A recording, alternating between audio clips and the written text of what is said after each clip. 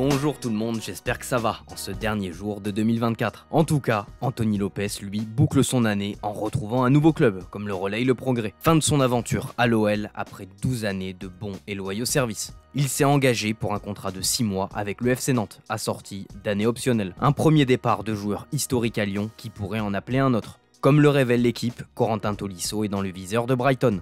Bonne nouvelle pour les Lyonnais, c'est que le joueur ne se voit pas partir cet hiver. Le joueur est cependant flatté par cette approche et apprécie la première ligue, donc pourquoi pas le voir filer en Angleterre l'été prochain. L'OL en demande au moins 10 millions d'euros. Ça pourrait bouger aussi cet hiver au Paris Saint-Germain. Le Parisien explique que ce mercato sera conditionné par les départs ou non de Randal Kolo Muani et Miljan Skriniar. Si l'un des deux ou les deux venaient à partir, cela ouvrirait des possibilités pour le club, à commencer par Dusan Vlahovic, selon le journal. Luis Campos s'était penché sur lui il y a 2 ans et pourrait réactiver cette piste. Le Serbe ne fait pas l'unanimité auprès de Mota et s'est vu être la victime de chants racistes. Suffisant pour bouger ou pas, cette option est en réflexion pour la direction parisienne.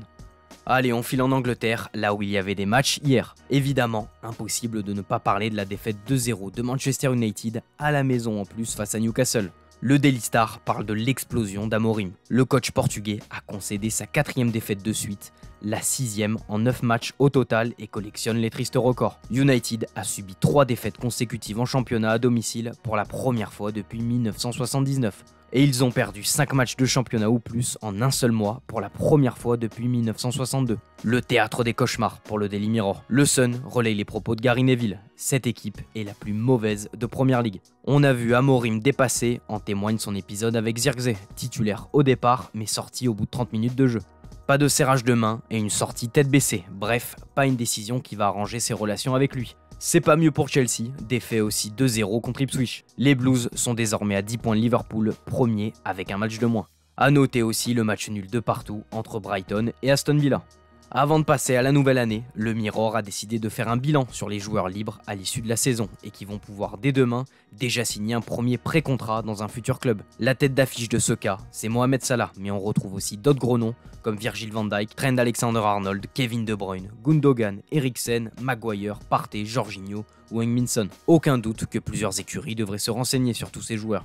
Direction Barcelone, en pleine urgence pour le cas de Dani Olmo. Ce 31 décembre 2024 est décisif pour le futur de l'Espagnol en Catalogne. Hier, le tribunal de commerce de Barcelone a une nouvelle fois rejeté l'enregistrement de Dani Olmo. Il s'agissait de la dernière voie légale que le Barça pouvait utiliser. À présent, il ne reste plus qu'au Barça d'activer un nouveau levier économique pour réussir à le conserver. Il est question de la vente de loges VIP du futur Camp Nou à un fonds d'investissement du Moyen-Orient pour 100 à 120 millions d'euros sur les 20 prochaines années. Si ce recours n'est pas accepté, Olmo est en droit de rompre son contrat et rejoindre l'équipe de son choix. Le PSG, Arsenal, Manchester United, Manchester City, Chelsea et le Bayern sont prêts à l'accueillir. Au Real Madrid, Vinicius Junior va toucher le gros lot. As a fait des révélations sur des clauses secrètes présentes dans le contrat de la star brésilienne. Engagé jusqu'en 2027, Vini dispose d'un contrat progressif depuis 2022 qui lui rapporte au total 75 millions d'euros sur 5 ans, soit 15 millions d'euros par saison. Sauf que suite à sa victoire au trophée The Best, Vini va recevoir non pas 15 mais 20 millions d'euros pour ses 2 dernières années de contrat. Mieux encore, s'il remporte ou fait un top 3 au prochain Ballon d'Or ou The Best, son salaire devrait encore augmenter.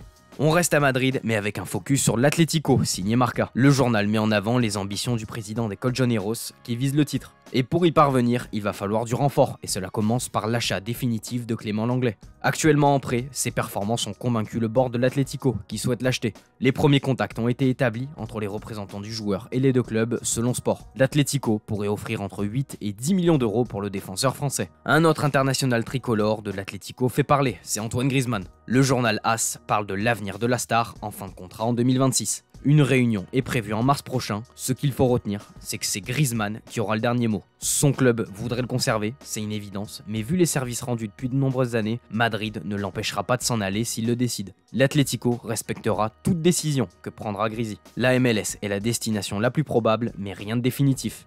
On termine avec l'Italie et la Gazzetta qui relaye l'arrivée de Sergio Conceição au Milan AC à la place de Paulo Fonseca. Avec un contrat jusqu'en juin 2026, l'ex-coach de Porto va devoir relever un grand défi. Relancer le Milan, actuel 8ème de Serie A. Pas de quoi l'effrayer, lui qui est déterminé à réussir. Sinon à la Juve, ça s'emballe à l'approche du mercato. Thiago Motta, soucieux de renforcer le secteur défensif avec les nombreuses blessures, a jeté son dévolu sur Andreas Christensen. Le club turinois souhaite faire une offre de prêt. Christensen n'a toujours pas joué de la saison et se remet tout juste de sa longue blessure au tendon d'Achille gauche. Si le joueur assure que son club lui fait confiance et lui a demandé de rester, la donne pourrait changer vu les difficultés économiques. L'autre option s'appelle Antonio Silva. Ojogo détaille que la Juve a demandé un prêt de 5 millions d'euros avec une option d'achat de 30 millions. Première offre refusée par Benfica, mais le joueur, lui, veut quitter les Aigles. On pourrait assister à un gros bras de fer. Si la Juve veut se renforcer derrière, c'est parce qu'elle est certaine de perdre Danilo. Le Corriere annonce que l'histoire entre Danilo et la Juve est terminée. Le Brésilien veut signer à tout prix au Napoli et l'intérêt est réciproque. C'est tout pour aujourd'hui les amis, merci pour votre fidélité et on se dit à tout à l'heure pour le JT Foot Mercato. Ciao ciao.